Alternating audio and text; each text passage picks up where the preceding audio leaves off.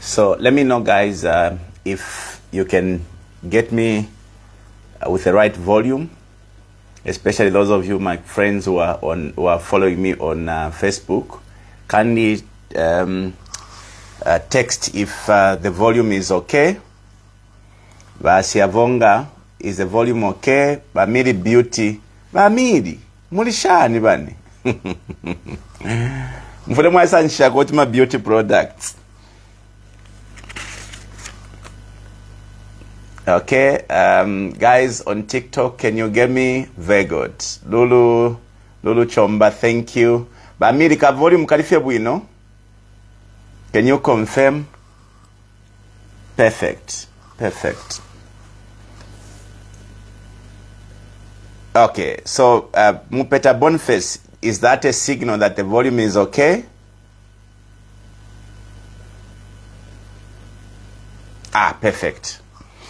Now, ordinarily, I would have loved that we wait a little bit for others to follow this conversation, but we can always share the conversation for those you think may want to, or you'd want them to follow this particular conversation. But because of time, and I do note that tonight there is football, and so I don't want to waste so much of your time. I just wanted today to give a few reflections to the speech that was delivered by the president vis-a-vis the state of affairs of the nation. And look, let me start by stating here that I do not own the monopoly of wisdom myself. After all, like many of you joke about me, I don't even have a degree. Now, that's jokes aside. Now, it doesn't mean that when I come here to make reflections, then my viewpoints are correct, okay? Or I am the one who holds the correct view. I am merely giving my own reflection as a leader. I think that it is a responsibility, it is my responsibility as a leader to be able to delve into some of the salient issues that may have come out of the president's, address this morning. Now, let me start by stating that it is the duty of the president to frequently address the citizenry. Because from the president's address, we are obviously given hope of a better tomorrow, okay? You are aware that we are living in a time when a lot of people have lost their hope. There's so much despair because of the many challenges that our people are confronted with today. Because if you take stock of the challenges, we are not only talking about issues of commodity prices, which are beyond, the affordability of our people. We are talking of so many things or so many challenges vis-a-vis the issue of electricity, the issue of fuel. Not only is the price of fuel, beyond the reach of our people, or rather beyond the access of our people, but also the commodity is not available. But we are also talking about other things. Recently, there's a spate of violent activities that have been reported, and there are a lot of casualties who have been caught up in that spate of violence. So these, but many issues, we expect the president to address them every time he speaks to us through such an address. Now, remember, when the president addresses the nation, chances are that people will pick issues that relates to them, okay? Those who are afflicted by the issue of electricity will pick the issue of electricity. Those who have been caught up in the web of violence will pick the issue of violence and would want to listen to the president's position in regards to violence. So each one would pick their interest in the issues they are interested in. And so every time we begin to dissect the presidential speech, we are often inclined to speak to issues that touches us most. Now, the problem we have with this particular address of the president is that there are so many issues that President Bachilandapo, ama issues ayengi, ranging from mining issues to agriculture to energy and many other issues. Some of those issues could have formed our conversation this evening. But the trouble we have is that the other issues that the president spoke about have spoiled the mood and the atmosphere of the conversations that will follow after that presidential address. Ordinarily, we should have been discussing the progressive issues that he touched on. But we are often, as human beings, inclined to now focus on those issues that have left a very sour taste in our mouth. Okay? And so you don't blame the citizen if they focus on the negatives. Okay? Which I think in the near future, the president must avoid.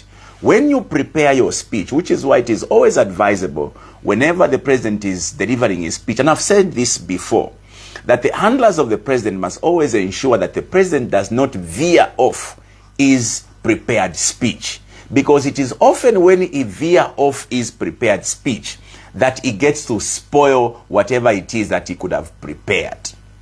All right? And so tonight, and I'm going to be very categorical here, there's so many issues that we are supposed to dissect, but because of the lack of time, which I don't have tonight, I will dwell on the issue that I think have not settled well with many Zambians. Okay?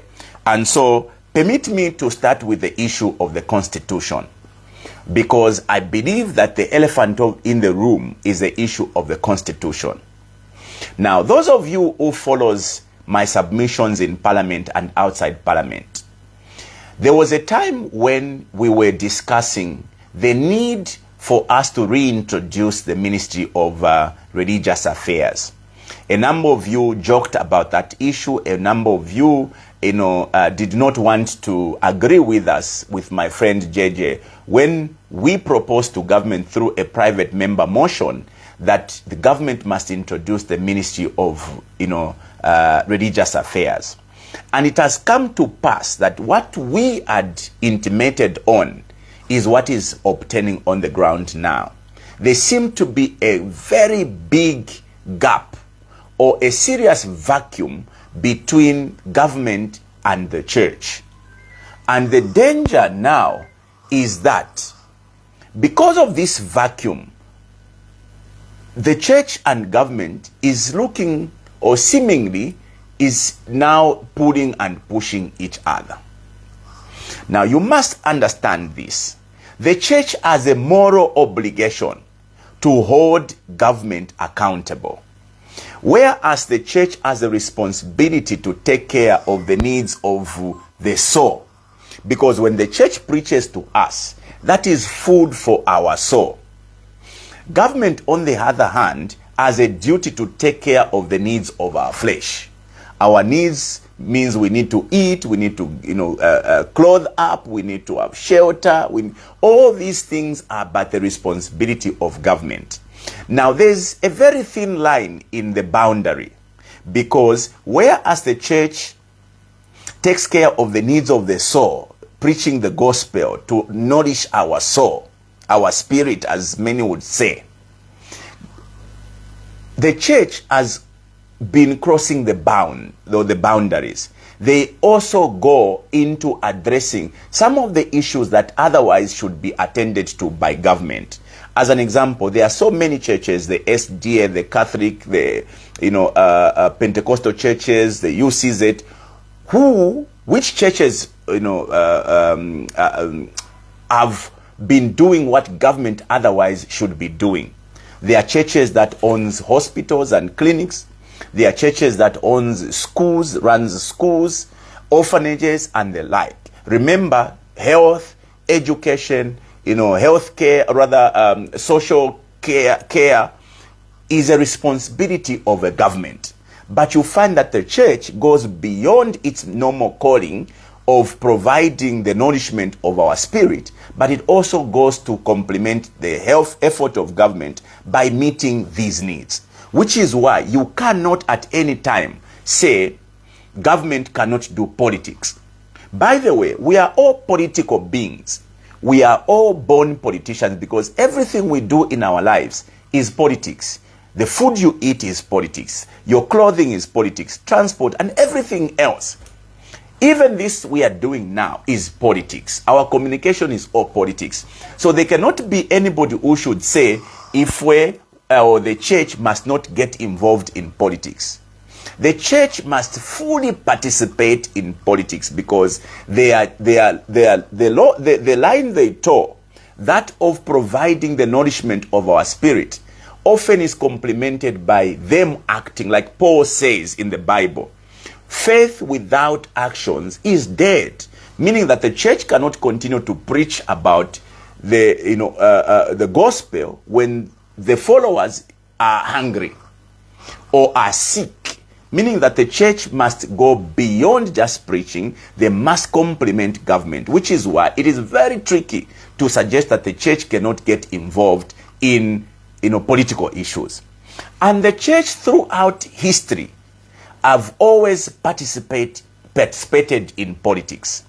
The Catholic Church, as an example, has always been an ardent participant in political discourse of the country.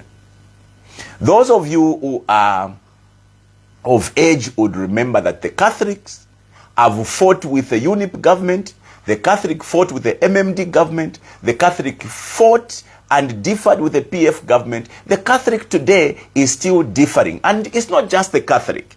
Even the other churches have equally done the same. Now, when we talk about the Constitution, now the Constitution is a very sacred document, very contrary to these laws that we sit on a daily basis to amend in Parliament. Okay, because today we can go to Parliament, amend the law as we please. For example, the UPND brought in the draconian cyber law. They amended that law with so much ease. Despite the outcry of the general public, they still went ahead and amended the cyber laws. Now, the Constitution is different because you can't just wake up and say, Twala chinja Constitution. Now, in the 1964 Constitution, actually the Constitution was locked up. You could not amend the Constitution unless you went into a referendum.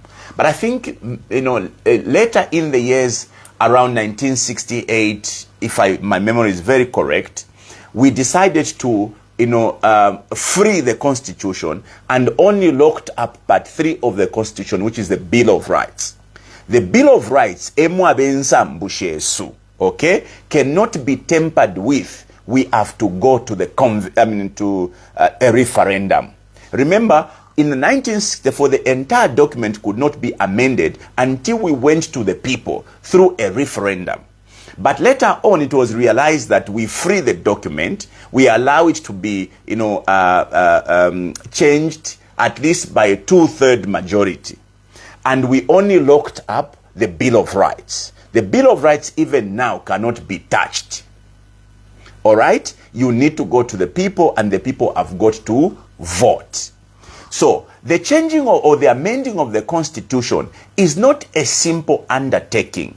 The law dictates that when you want to amend the Constitution, the people must agree or approve. You must get consensus from the people. When you don't get the consensus from the people, the result is that the people are going to, rise up. This is not the first time the people are rising up to demand that the government must halt the constitution making process. The Bill 10 of the PF is an example we can give. It was the Catholic, the Oasis Forum, the evangelical churches of Zambia that stood up the loudest to castigate the PF for trying to amend the constitution. And history will tell you that that did not, or the PF did not manage to amend the constitution using Bill, or rather through Bill 10.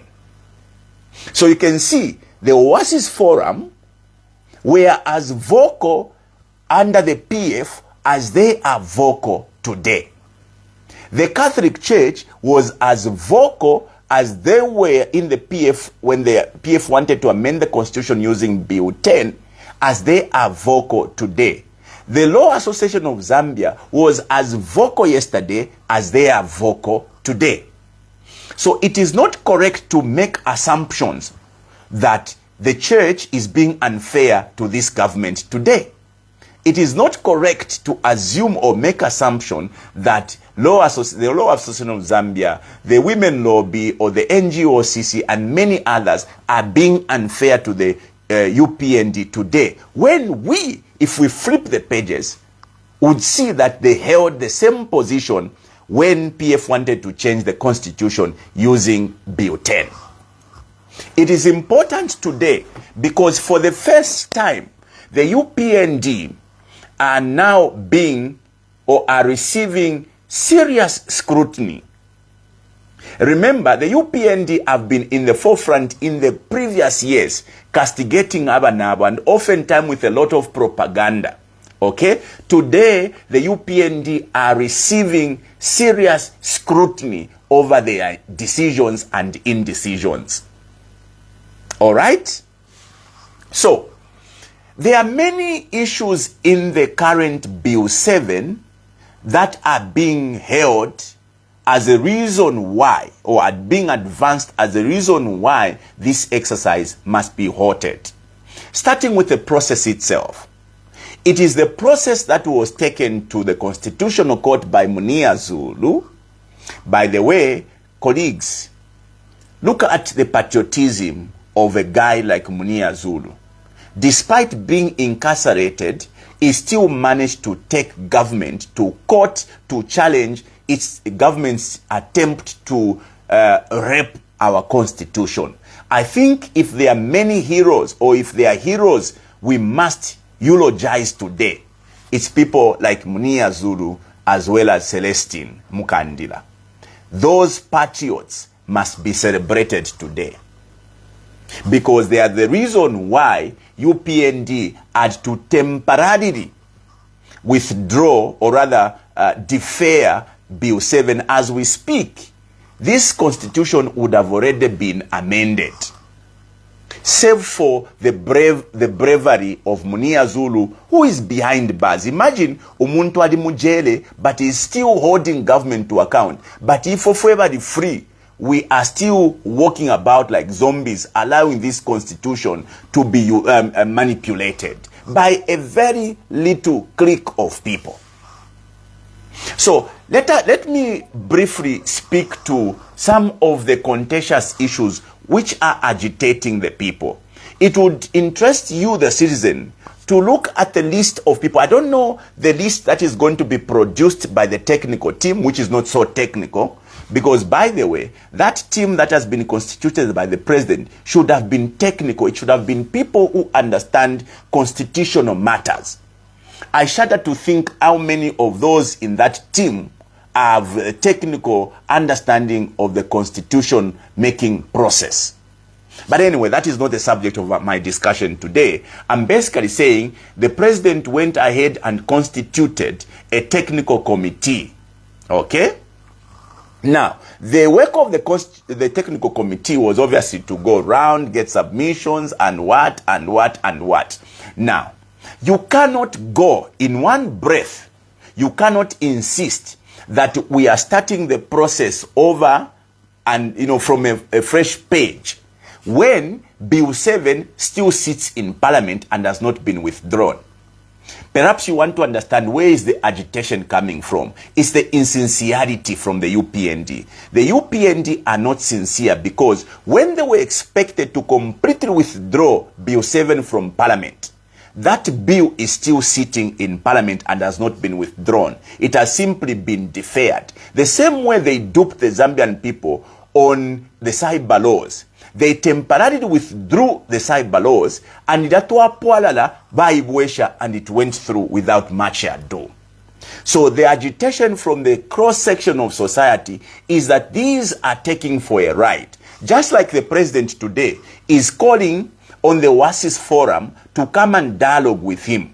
How can the president be saying, come with dialogue in one breath, but in another breath goes on through the presser he had today to lament that there's nothing wrong in him amending the constitution because the previous governments have always amended the constitution. So what is that dialogue? Because from the submission of the president today, it is very clear this is a man who is not moved and is not going to be moved. Is resolved about proceeding with the amendment of the constitution because according to him, the previous governments have always amended the constitution. He forgets. The president has got a very small memory. He forgets that him, together with the Catholic Church, oh, by the way, I'm Catholic myself, together with the WASIS Forum and many other organizations, objected the attempt to amend the constitution by the PF government who wanted to amend the constitution through Bill 10. All right? Interestingly, the same president who is castigating the WASIS Forum as to why they want to demonstrate sent his cadres to demonstrate against Bill 10, and nobody touched those cadres. I think all of you have seen the videos on the social platforms of the UPND when they demonstrated against Bill 7, or rather Bill 10. Who stopped them? Nobody. The president, I've seen a video today, thanks to VA. The president was thanking the church, the bishops, and the entire Catholic Church. The president was thanking the WASIS Forum and many other organizations for having fought Bill 10. Today, the president is holding the Catholic Church and the WASIS Forum as though they are, or they hate him, as he puts it in his own words. That is hated. That is why people want to go and protest the constitution.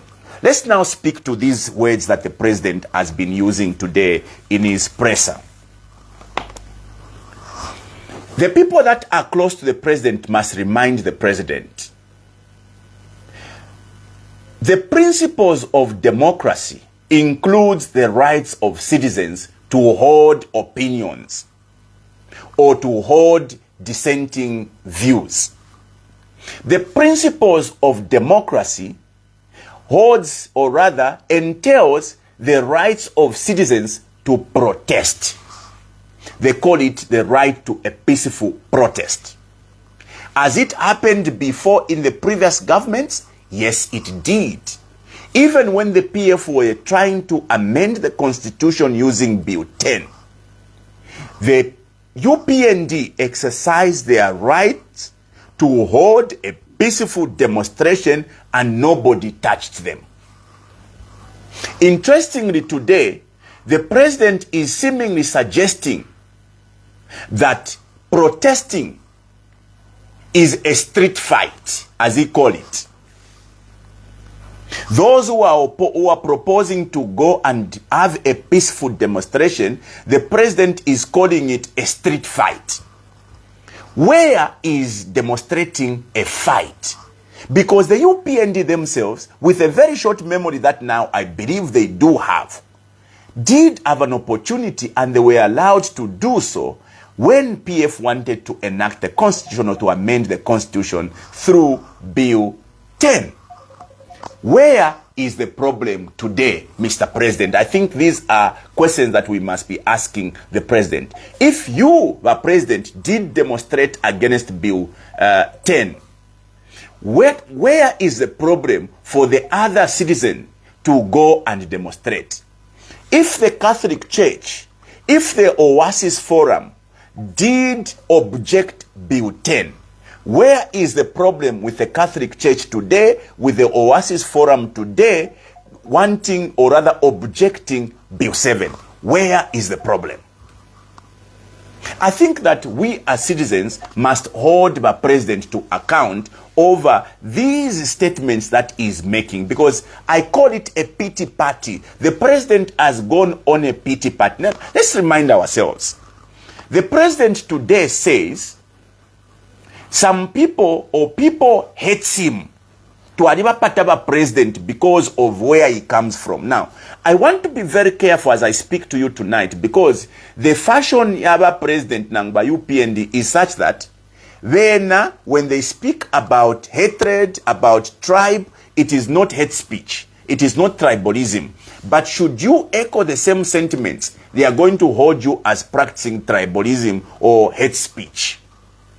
As the case in point is, the President would tell people, defend yourselves against criminals. And he was very categorical. If the PF comes with pangas, pick pangas and defend yourselves. But President Bamobeni, in fact, President Bamobeni, at a rally, he would tell his followers, if they attack you, defend yourselves with equal full force and even attack them 10 times. But the President bamubene balaba if you baleba abantu abo if tulande kofie chalaba ni seditious practice. So I am even saying, should we now recite what the President has said today about people hating him? Mwala umfokwe bati babinweo is practicing tribalism. I want to say this to you, fellow citizens, today. A time has come for us to have a very honest conversation about tribalism. Because now, unfortunately, we have a president that is going about claiming is being tribally excluded or treated, based on tribe. The words of the president today are very dangerous, no matter how you look at it. Because what the president has suggested today is that there are some people or the citizens of this country who don't come from where he come from, hates him because he was born in that area. He was born with that tribe or from that tribe. That is what the president is suggesting today. That some people or the people of Zambia hates the president because he comes from Wengwa and he is Tonga. Interestingly, what the president has forgotten to mention today is that from 1991, when MMD beat UNIP by 80% of votes, the second person to have beaten opponents by a bigger margin is President HH. Now, I don't think that President HH remembers that where he comes from, the population is not enough to give him 2.9 million votes. It therefore means that President HH was voted for by the very people that he is suggesting hates him. Imagine how those who voted for President HH, who don't come from where he come from, feels today, having voted for him. Today he is telling them that they hate him. How can we have a president that suggests that the citizens who voted for him hates him? Because the mere fact that he has been voted means the whole country voted for him. How can we then have a president who suggests that the citizens hates him? Now, interestingly, colleagues, fellow citizens, I want you to carefully study this subject. The president suggests that he is the most hated president. He was hated in opposition, is hated while he is still president because of what happened in Chingola and the planned protest by the WASIS Forum. The president wants to say he is hated now as he was hated in the opposition. I want to put it to you, fellow citizens. If there are presidents who were treated very badly in this country, it's President Lungu and President Mwanawasa. I think your memories must be very fresh of how much we abused President Mwanawasa. How many names did we call by Mwanawasa? Didn't we call by Mwanawasa cabbage? Didn't Mwanawasa, the late President Sata, didn't he refer to Mwanawasa? Didn't he tell him Mwanawasa alisha brain patamaki? Imagine that. But what did Mwanawasa do? President Mwanawasa embraced Michael Sata even when he was ailing. He provided medical help to that same person who said his brain had remained patamaki. Now that's called leadership. How many names did you call President Lungu? Imwebena Zambia, you called President Lungu Chakolwa, Jameson. You win a PS Mukwete Fumba, even sang a song where he was saying Koswe Mumpoto, meaning Edgar Lungu Koswe Mumpoto.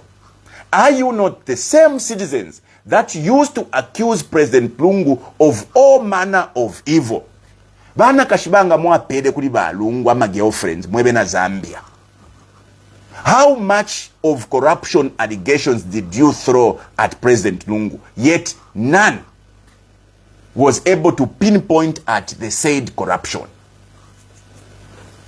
Even when he was voluntarily or innocently handing over power, are you not the same citizens that went and booed him in a stadium full of cadres?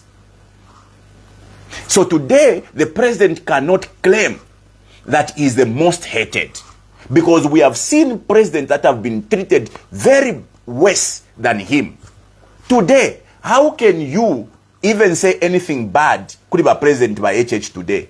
We have so many examples of people that are rotting in jail for simply holding a dissenting view against the president. How can he claim that he is the most hated? How can he suggest today that because the WASIS Forum wants to have a demonstration against the Constitution Amendment process, then they hate him, when he not long ago was praising the WASIS Forum, was praising the Catholic Church for rejecting Bill 10? And if we compare Bill 10 and Bill 7, what is the difference? Same difference. Same clauses that were rejected by the UPND are the same clauses that are in Bill 7, if not worse. Now, colleagues, let us therefore understand why it is so important for the UPND to want to amend this constitution. Because, look, we know from the claims of the UPND that Venanimpaka 2019, Bale Winanam 2026.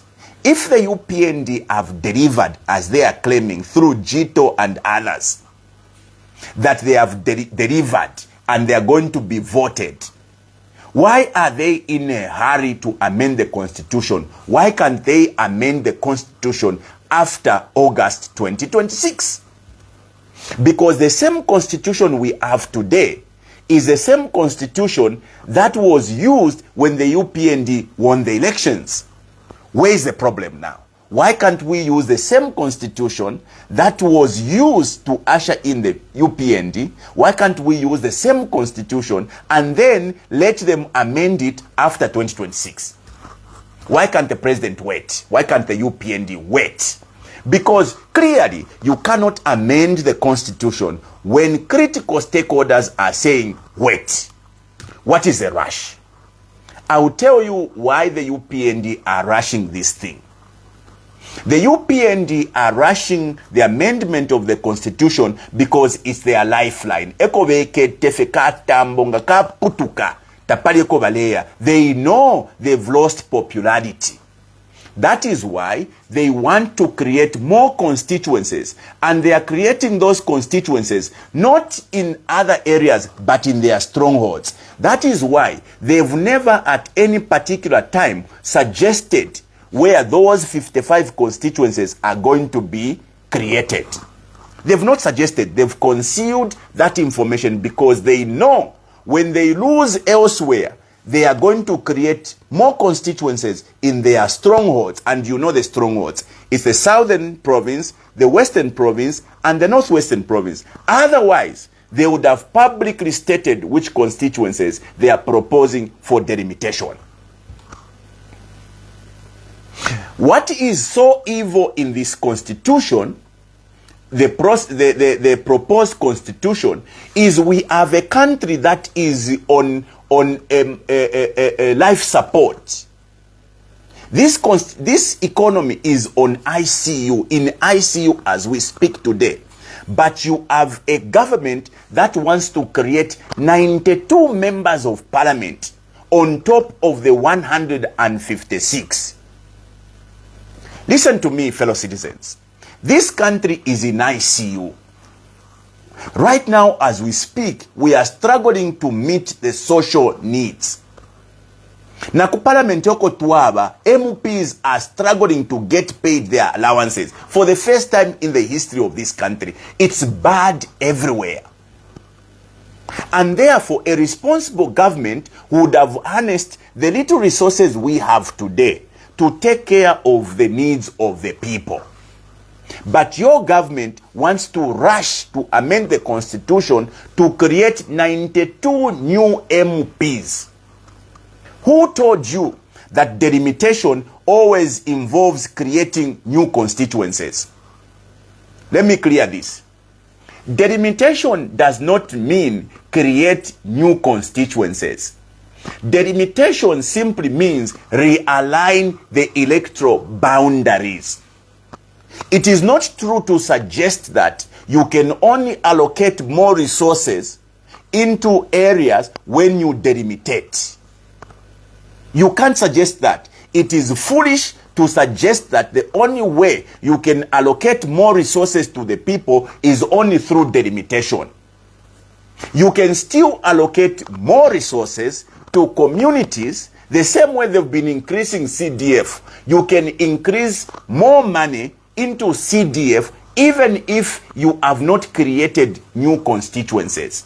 You can create or realign boundaries so that those smaller constituencies are extended to cover part of the bigger constituencies without necessarily creating new MPs, because an MP is expensive to maintain. But here the UPND, despite this economy in being in ICU, they want to create 92 new constituencies.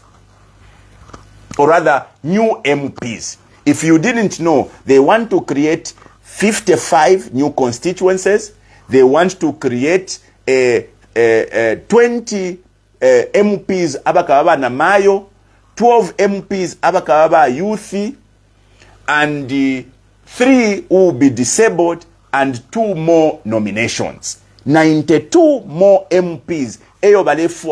Create. Let me repeat what I have said. It is not correct to insinuate that you can only allocate more resources to constituencies, or rather to communities, if you do a delimitation of constituents or you create more constituencies. It is not correct. You can still allocate more resources, just like the UPND have increased the CDF from 1.6 to 40 million without any delimitation process. But guess what they want to do? By UPND through President Hakainde Hichilema, they want to hold on to power through hook or crook. Realizing that the ground is not okay, they want to create more constituencies in places where they know kuria bala pepeka abantu nga ba vota bala kwata 99% because they know they chase people when the day of voting comes. But some polling monitors, so they know if we create more constituencies in our stronghold, we can go and intimidate people, and all those constituencies are going to be ours. That is what the UPND wants to do. Now, the other thing you are not aware that is being proposed as an amendment is to disenfranchise citizens. But as the MP independent as I am now, when PF rejected me, I had an option of going to participate in the election as an independent, because it is within my right that I can participate in an election as an independent if one political party rejects me.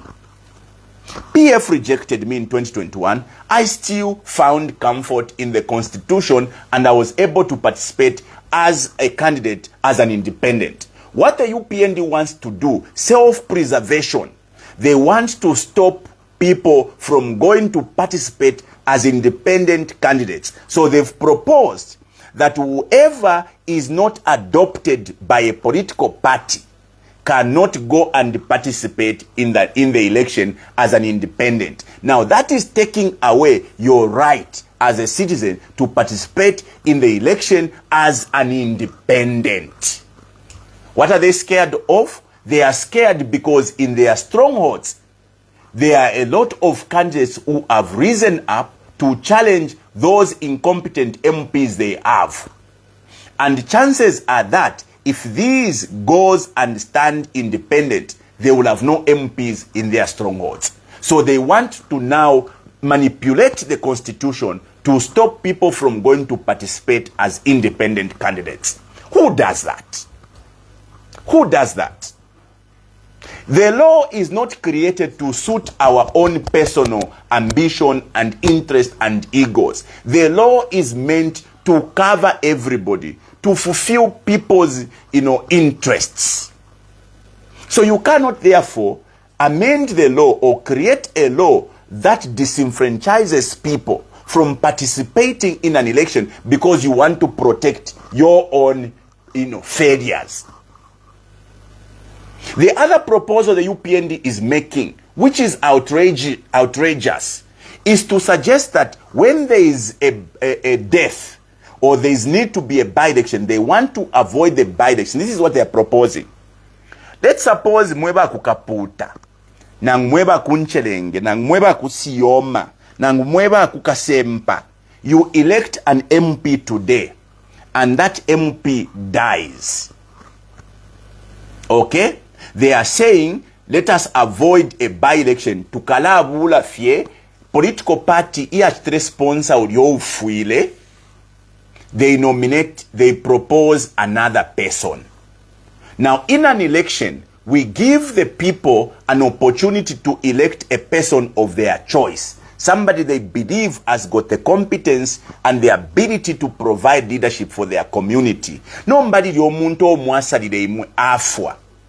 Then, by UPND baita propose kwe bati ila ine political party eko afumine bafude babika pufya omuntu nga bamipele chisoswa bamipele eshiru. Yes, we need to avoid cost, but I can tell you governance is a costly undertaking. You cannot impose ama leaders pabantu. You cannot therefore avoid having those elections. If anything, why didn't they propose ukwebati umuntu ngafwa? Then the next person who akwetama votes ayeng must take over, because that sounds better. If really the attempt is to avoid costs, you can say the next best performing person must then take over, as opposed to suggesting that the political party that is sponsored Fuide must now give you another person. Or they may take out everybody who does not say yes bwana to them, and they will be able to bring yes bwana omoshairira omoshachera. These are some of the contentious clauses that people are objecting, especially the need for them to wait this constitution we have today is the same constitution we used in 2026, or rather in 2016, or rather 2021. Why can't we use the same constitution and then they can amend the constitution after the election? Now, colleagues, this is my platform. I use it for communicating to the people that follows me. You don't like me, just come and listen or switch off. What I don't appreciate is people coming here to insult. So those of you who come here, you've been sent, you've been sponsored to come and insult me. Trust me, you find me on the wrong side of the day. A leader must have thick skin. You come on my platform, you must engage me with soberness. Let's go. So, colleagues, today's presser by the president falls very short of a statesman, a man committed to promote peace and unity and coexistence. Imagine the president suggesting that if you demonstrate, what if you meet a powerful group, the President Kwena? How can you even suggest that? First of all, if there's going to be a group that will be protesting today, peaceful protest, the Catholic and others, the stronger one, Yalafumakwisa, to meet and beat up the Catholic and the Oasis Forum. Mwalaba fumya kwisa, iyo ne group iyo that is more powerful that the president is suggesting. Where is that group going to come from? Does it mean the president is suggesting if the Oasis Forum na ba Catholic bakema to go and protest, na bena bakemya as professed by this one iso, na wala imya makada who he says are more powerful, so that they go and crash. Then you as president, you are going to say, no, narimebere, don't protest. How can the president think like that? How? How can the president suggest that if you are going to protest, then there will be another powerful group? Which is that powerful group? Because they can only be the police. Because the police, when they are notified, they've got a duty to ensure they provide order and security for the protesters. That is what the law states. So how can the president surely, and that is why I'm emphasizing, the president must always stick to a written script, because he risks making outrageous and inflammatory statements that will make him a laughing stock. As a statement he has made, how can you suggest if you protest, you may meet another powerful group? Which is that powerful group? Is he suggesting, as they've said, we are all going to march? Uyumwali Teta, who said he has got 30,000 youths. Is that what the president is permitting in this country? Why didn't the PF also raise up their people to go and beat up the UPND when they protested?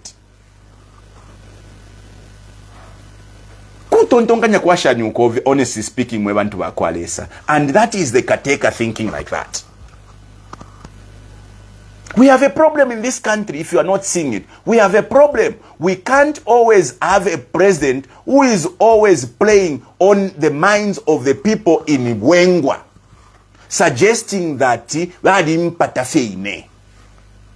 don't want me to be a president. Imagine what those people, where he comes from, are thinking after making that statement. Because this is not the first time he has made that statement. He keeps on repeating that statement. Every time he's gone to Southern Province, he keeps on making the same inflammatory statement. That statement the president keeps on making has got the potential to inflame or incite the people where he comes from to rise against the rest, because they will be under the impression that the rest hates our person. And there are some of you who were seated at that press conference and you were even clapping. Fish mutota. Fish mutota. Because honestly speaking, we have all a duty to help our president. That is why for me today, after today, I'm suggesting the president seriously needs help. He needs prayers. He needs counseling, because clearly he has not healed. Let me remind the president. The president mentions in Chingola, he restrained the police officers from shooting at the young people who were throwing stones. First of all, let me be on record. It is not correct for young people who are aggrieved by the actions of the UPND to go and pick stones and throw at the president. It's not correct. Because even me, when I become president next year, I cannot condone young people throwing stones at me. So whoever would be celebrating the stoning of the president is not okay. Because it is not correct. But president, teba president fie, ba fiashi besu. And we must respect him. No matter the difference, we can't go to the extent of stoning the president. But wait a minute. The president says he restrained a police officer from shooting at the young people who were throwing stones. You know what they say about karma. K-A-R-M-A. We forget that when there was a Fast and Furious in Mpundu, where the President HH was competing for the same passage with President Lungu then. In other countries, President HH would have been shot down by President Lungu's men. That's fact. In other countries, the Mpundu fracas would not have just led into President HH going to Mukobeko on a treason charge, even if that treason charge was outrageous. But it would not have ended that direction. President HH and his team would have been shot dead if it was in other countries by going to compete for the passage in Mpundu. The laws of this country are very clear. You must give way to the presidential motorcade. Presidential motorcade teyakutwalira kwechinsenena. They can shoot you down. And we must thank the late President ECL for having restrained his men. So there's nothing special about President HH restraining the officers. There's nothing special. Even his predecessor restrained officers from shooting at him when he did a Fast and Furious in Mpundu. Those are facts that we must always put on the table, because in this country, we easily believe umuntu that is going on a pity party. We forget history. Fellow citizens, enough of propaganda now. We must now be sitting on the table to discuss truth and realities. The fact is that President HH is not the most abused president. There have been presidents before him that have been abused. The fact is, President HH is not hated by the Zambian people. If the Zambian people hated him because of where he comes from, they would not have given him 59% of the votes in 2021. Something that even Basata, who was so much loved, did not even manage to get. That's fact.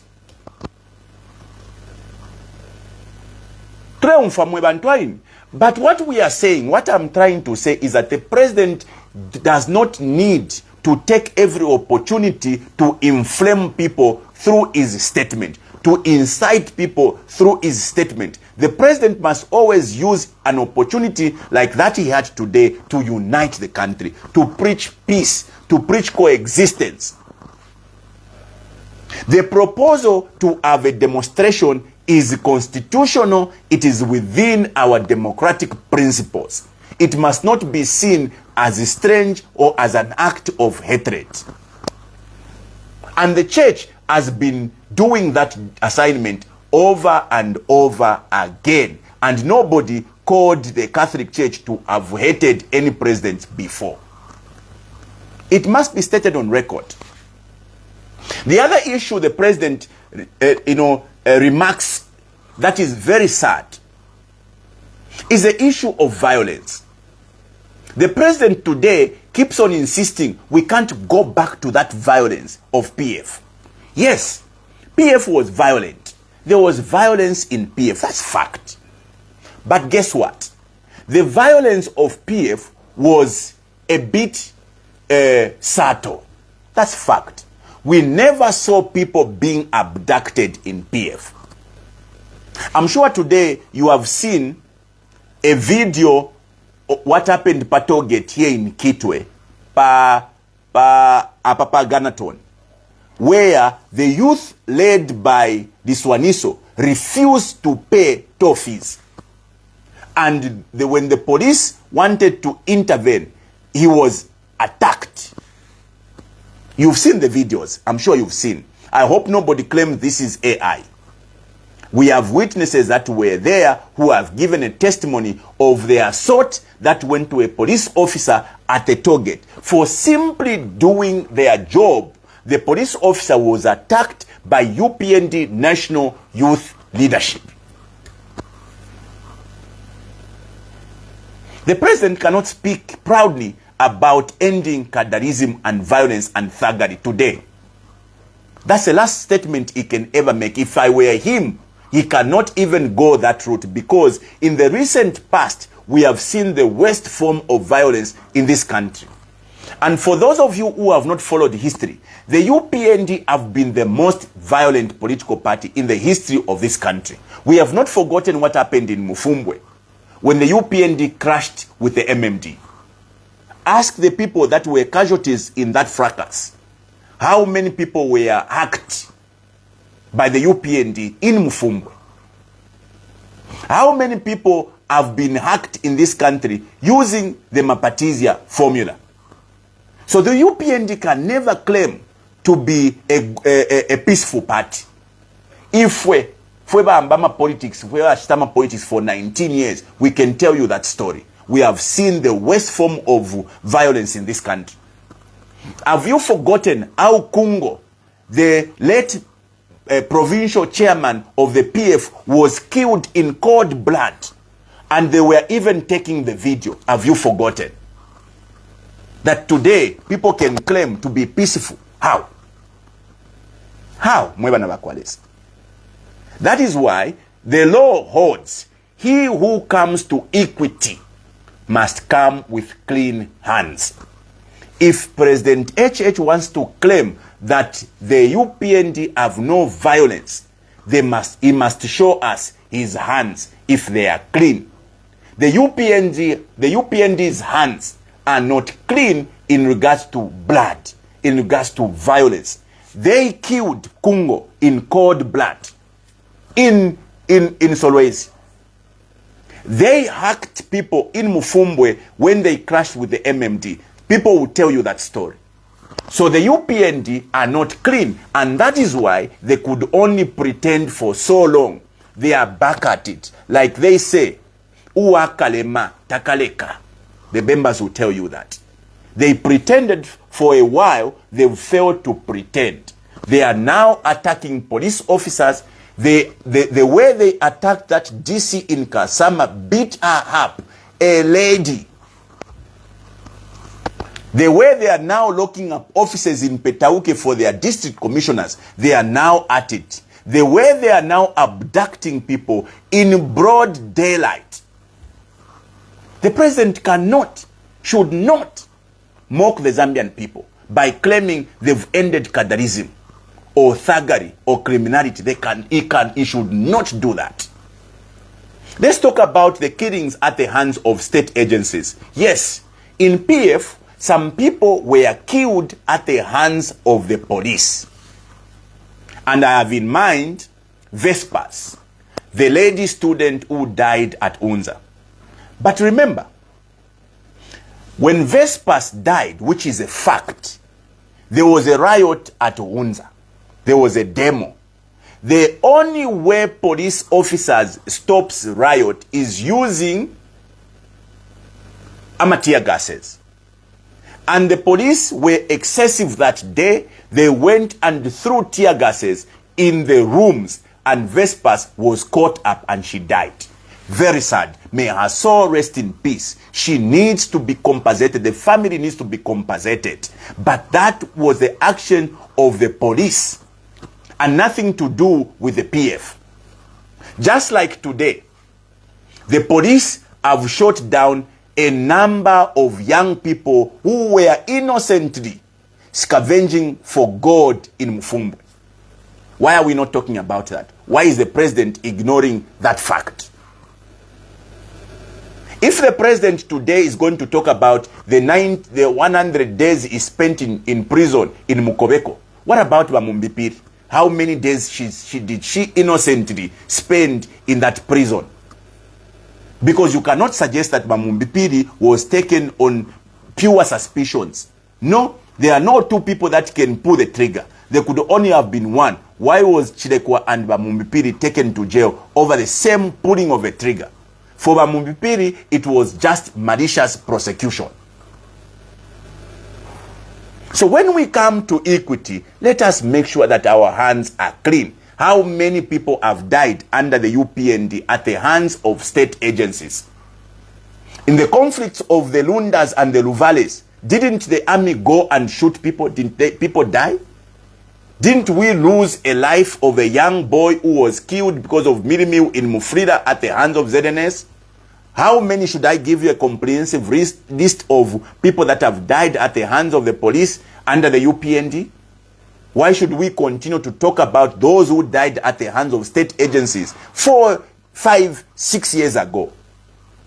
And why should the president, every time he keeps or he talks about important issues, he must take us back into memory lane? Why? When are we going to heal? When are we going to heal, fellow citizens? Bane, if you are for Fiona ikanififine, where you celebrate wrong things. Today, I want to end on this score. Like I promised, it was just going to be an hour's conversation.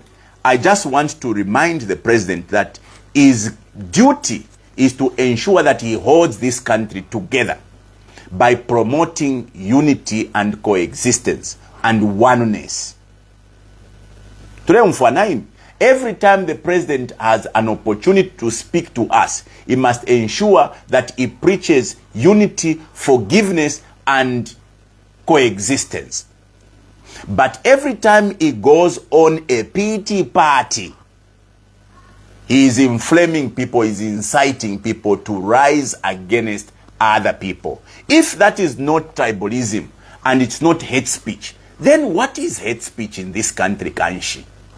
If what the president said today is not hate speech, what is hate speech? What is tribalism? Oh, by the way, jobs today are only being given by people that are aligned with the UPND. Promotions in government and quasi-government institutions are only being made to people that are aligned to the UPND. That's fact. Ask your relatives in government or in quasi-government institution, those who are not aligned with the UPND, if they are being promoted, ask them. Ask them. So, colleagues, unfortunately, we can't go on the trajectory of malice propaganda. No. This country needs to heal, and the president must lead that process of healing.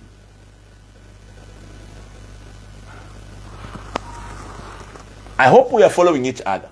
This issue of stopping the church from speaking, and when they speak, then they become Lucifers, must end. The church has a moral responsibility to participate in governance, to hold this government to account. If they hold you accountable, does not mean they hate you.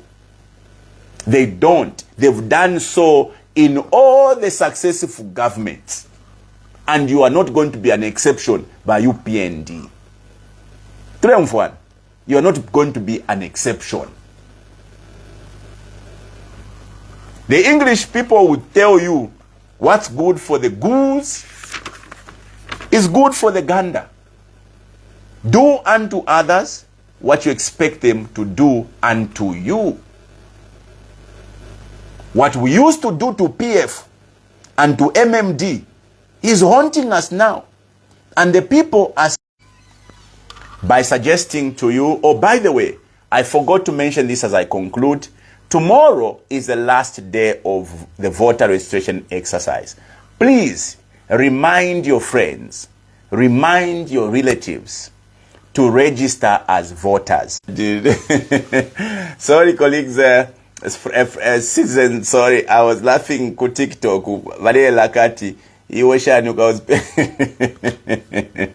So, I promised you that I was not going to be long today. I just want to end my broadcast, and I want to say that another day I'll choose to now delve on the other issues that the president discussed today. I want to look at the issue of mining. I want to look at what he said about, the issue of electricity and other important issues that he raised.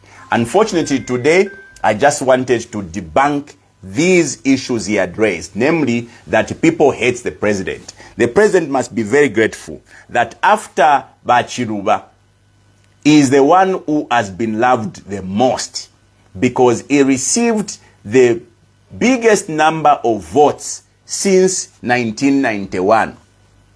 59% of the votes is what HH got, and he did not get that from his strongholds alone. He got the votes from Northern Province, from Eastern Province, from Luapula, Nokwashala. If you look at the president's performance on the Copper Belt, the president got more support on the Copper Belt. And the people of the Copper Belt are different in terms of tribe. They come from all regions. The president had some seats in the Eastern Province. Okay? Eastern Central Province, Chipata Central is UPND. Malambo is UPND. Okay? So how can the president claim the others who don't come from where he comes from hates him? And then, fellow citizens, I think we've reached a place where we need to have a conversation around tribalism and hate speech. A very honest conversation. Vakaunda failed to handle or to conclusively deal with tribalism. Vachiruba failed. Bamwanawasa failed. Varupia failed. Vasata failed. Vaisiel failed. HH is failing terribly. We need to have a conversation on how we can end tribalism, because at the rate we are going, we risk having trouble. Jonse Fiondanda, amashu yandiesa mkubwera palasti. We risk having trouble if we don't confront this problem of tribalism. And at the rate the president is going, he's inflaming this situation. The words of the president today has got the capacity to incite people to rise against others. Especially those he's telling that they hate me because I was born from here. How are those feeling? But yakuyoko bafyalira ba president kubwengwa. Bale umfashani when the president says, inebadi impata pantu na fyalwa kuno. I didn't choose to be born here. Let me end by saying the protest of the WASIS Forum must proceed, and the state must protect the protesters. If the UPND will raise cadres to rise up and go and attack the protesters, it will be on the president, because he has intimated to that. The president should be held accountable to all the violence that is being reported being done by the UPND cadres, because it cannot just end at simply saying you are on your own, when all those who are committing the violence, the thuggery, the hooliganism are going unpunished. How are they on their own when they are not being punished? Because the pronouncement of the president must not just be mere rhetorics. They must be also fulfilled in actions. So, fellow citizen, I leave it up to you. Like I said in my preamble, I don't own the monopoly of wisdom. Okay? I only have a diploma and certificate in accounts, NATEC, and in law. Like many of you mocks me. So, I am not the clever one. But I think that in the 19 years that I've spent serving this country in different areas and spheres of governance, I have gained sufficient understanding of what it takes to lead people. And like they say, Amanuela Fumamuifuesa, Yaya Muchulu, I can advise the president if he is receptive to advice. But if we tushala fe pakulanda, after all they say nalikwebele, tabulapo, I told you, does not remain. We will continue to do our duty in holding this government to account. When we hold this government to account, we don't hate the president. We don't hate him. In fact, the people of Zambia loves President HH. Ngani all the problems we've gone through, ngataba survivor. Ngabadi makali abantu. But the people love him. They want him to finish the term. And maybe kutabawo mapo magic kuli ama mansi ya shele. The rest is up to you, the citizens. You've been taken for a ride for too long. Bali mibe pasana because of propaganda. Don't allow propaganda to be our bread and butter, to be our daily food. Every time somebody speaks, nefine dissect what I've said. It's not the gospel truth. You have a duty to go and peruse through written scripts to understand where the findelanda fiachine or fiabufi. This constitution amendment process, if the UPND means well, they must halt it. They will come and change the constitution after the 2026 general election. After all, they are winning the election. Isn't that what they've said? So why are they in a hurry? Because this is the same constitution that they used to win. So what has changed? What are they scared of? What are they in a hurry for? God bless you. God bless our country, Zambia. I thank you very much.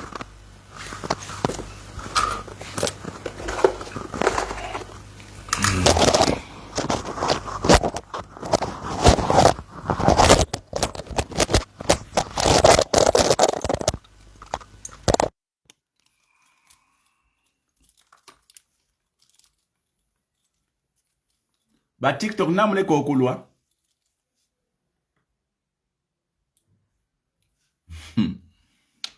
Kwa chibolo uli ku TikTok huku. God bless you too, Pinky B. Busheba miri, epo muli. Shimi mwene po hapa. Ba miri tufure tuwa kumana mwe.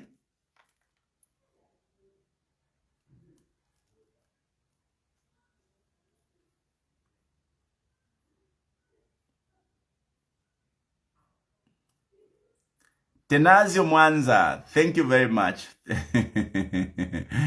Asiatu Banda, I love you too. I love you too. Thank you very much. Much love to you.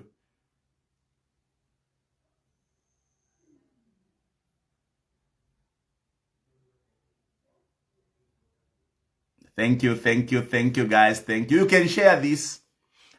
No malice involved. I think we're just spitting the bitter truth. I know that people hate the truth, but look, we have the duty to speak the truth.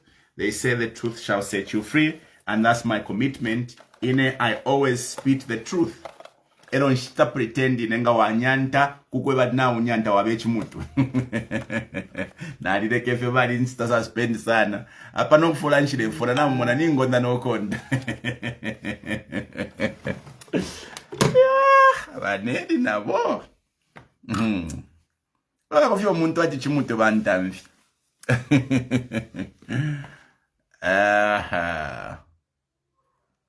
Jackson Jessiame. At ba Baxter Monga, at you can't win an election in Zambia. If I let you win a party mupi, that you win it. To have a sepa. Na pa ma opinion pose, yo, yabufi, but every day today ba sepa ma opinion pose. Tuka mi sepa muka papa imwe. mwilanga bena Zambia muna kata bena Zambia bakutola kwe chinsenena baka milanga baka mifulula bena Zambia tebakwangasha imwe muna mukati ifine bekele quiet kwata bakwata manu bena Zambia lwenu Don't play with the people's emotions and feelings. People can pretend. Kwati ififye wino. Bale mipingira imumule tuwa chota wakawine te tube shani uko. Lwenu. Awe mulekeni. Pro empower mulekeni. Weslama, I love you too, my brother. I love you too. Tukabachitobu bikombo ni reporter. Apa nomba ninde kwa kulanda tuleseka kofia ini bani. Mwifise nda serious if my jokes are nomba. I also have a right to interact with you. Ushenero baleti anwana ni bola imwe. Mailo ni Arsenal. Ati chaba iche ni Arsenal. Nga UPND ni bana. Bamanyo teire ndandire teire nalandire. Bachefe bale vipara nyako.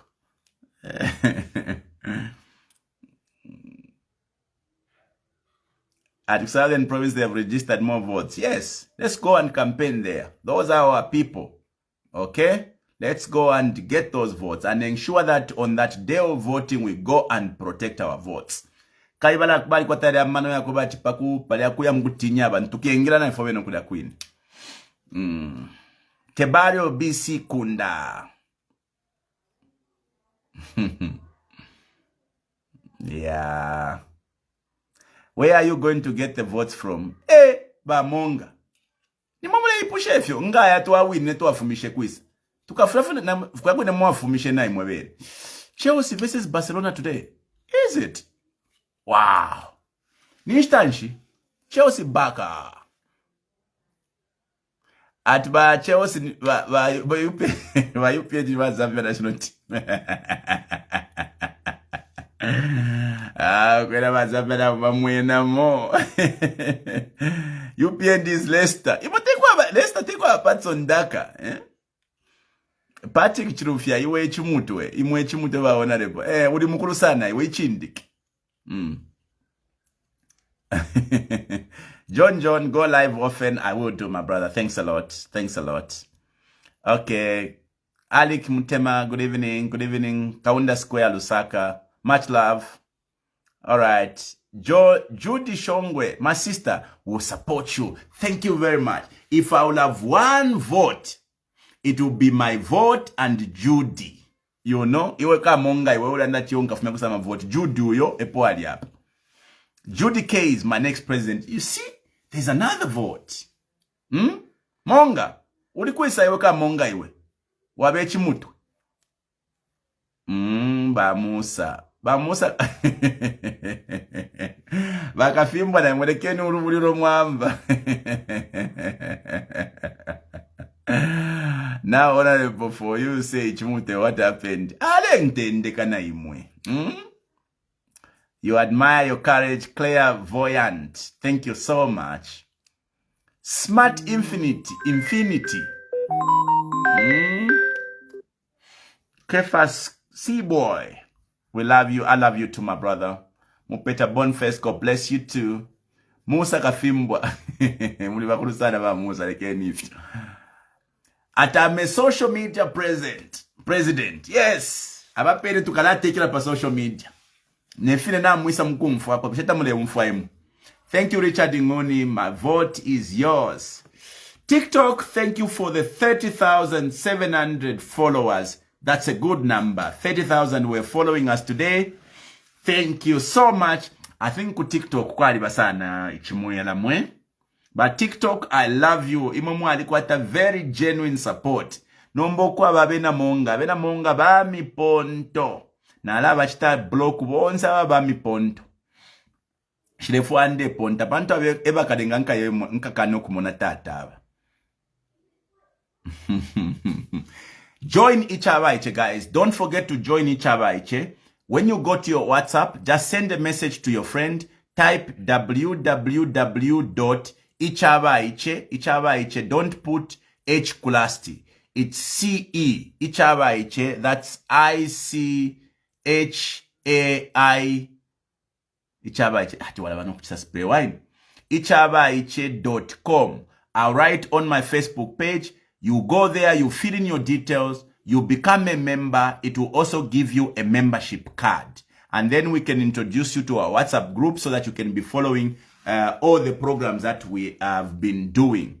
The only way you can be part of the change of government, or you can be part of creating history or creating the future we desire, is if you join this revolution, the movement for good governance, Ichabaiche. Ferdinand Zimba, yes, Ichabaiche, ICHABAICE. So www.ichabaiche, ICHABAICE.com.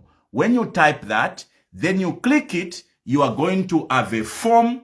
You fill in that form. It will tell you to download a membership card. You get a card. You are finally a bona fide member of the movement, and you are on a journey to making history for this country. We can't